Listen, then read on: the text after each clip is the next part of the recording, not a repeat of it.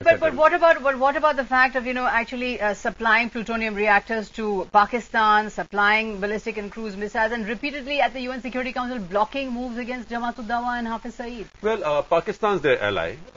Every country plays balance of power.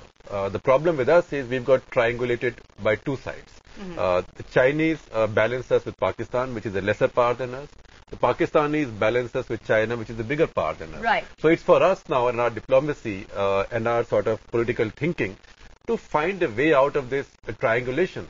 And I think that's the process that Mr. Vajpayee, in fact, even before Mr. Vajpayee, Mr. Narasimha Rao started, Mr. Vajpayee built on it, and now Dr. Manmohan Singh is building on it. It's a very complex issue because you are dealing with a country.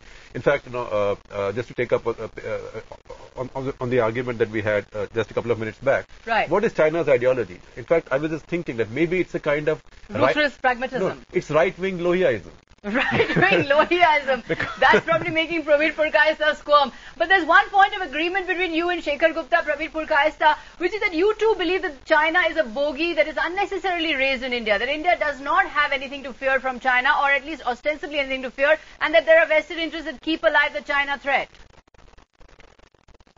Essentially, India and China are both big countries. And today, in a multipolar world, I think it's very clear the age of hyperpower United States is over. You are going to see the 21st century as a multipolar world in which India and China will have to come to terms with each other. And I think in this, there will be pushes and pulls. It's for us to be mature about where to push and where to pull.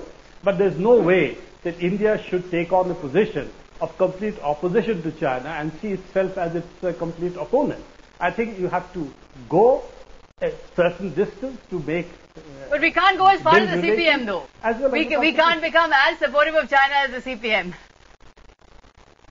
I know, Sagarika, I have never supported the Chinese positions as Shekhar seems to be doing. So I'm rather surprised at your response. Okay. I think, you people have a stereotype of the CPM, the Chinese as well, which is very difficult for me to understand. If you know the history, the Chinese party was actually very strongly against the CPM for a very long time.